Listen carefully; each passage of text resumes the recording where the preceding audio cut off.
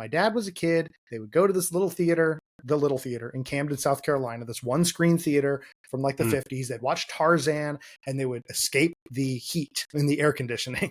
And so they would watch movies and they would stay to the end credits at the end of the credits because then they had to leave and go back out into the heat. And so I think that was part of it for him. And then he kind of passed that down to us. And so we would watch the credits roll and, not really understand what any of, what's a best boy? What's a, they're the best. Key grips, all of these things, right? Yeah. What are these titles? But one fun fact, if you watch any set of movie credits and you pay enough attention, you will find me in there. Every single movie has a David Lee, it seems like. At least everyone that I've paid enough attention. That's true. I have a ridiculously common name. And so you can find me just about anywhere.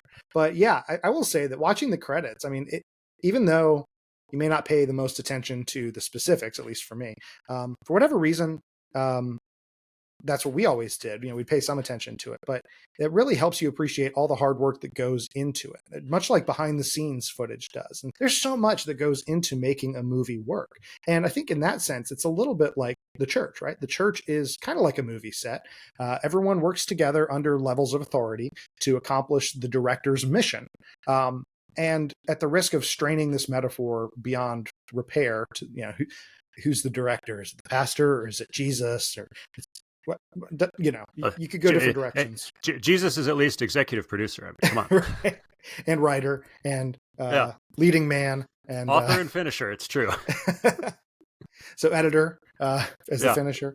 There you go. But regardless, all types are needed in the body. And 1 Corinthians 12 has a lot to say about this. And so for one, it says in verses 14 through 20, we got well, I'm just going to choose a couple passages. The whole chapter on this is really helpful. But if the ear should say, verse 16, if the ear should say, because I am not the eye, I do not belong to the body, that would not make it any less part of the body.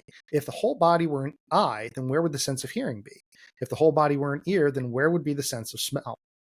But as it is, God arranged the members of the body, each one of them as he chose. If all were a single member, where would a body be? As it is, there are many parts, yet one body. And so when it comes to the body of Christ, we have all of these different responsibilities within the church. We've got obviously the ones that everyone sees, the head pastor, the associate pastor, different, sort of front facing people. But then we have the custodian, the receptionist, the people who volunteer in the children's ministry, the sound guy. These are all essential positions.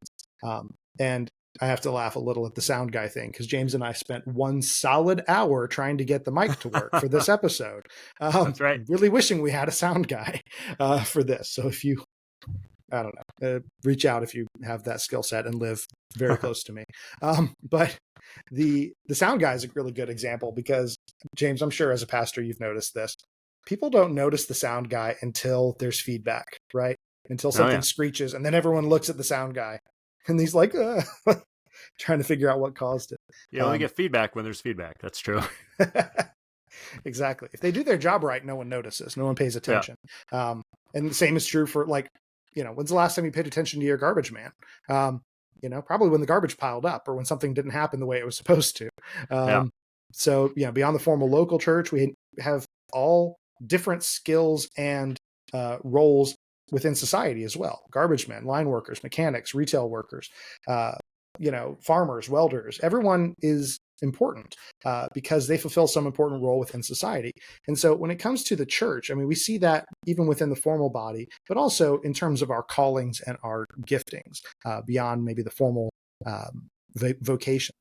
We hope you enjoyed this snack-sized taste of popcorn theology. Check out the full episode using the link in the description. Subscribe on YouTube for more content. Follow and interact on social media to share with others. And remember, you are not a mindless consumer.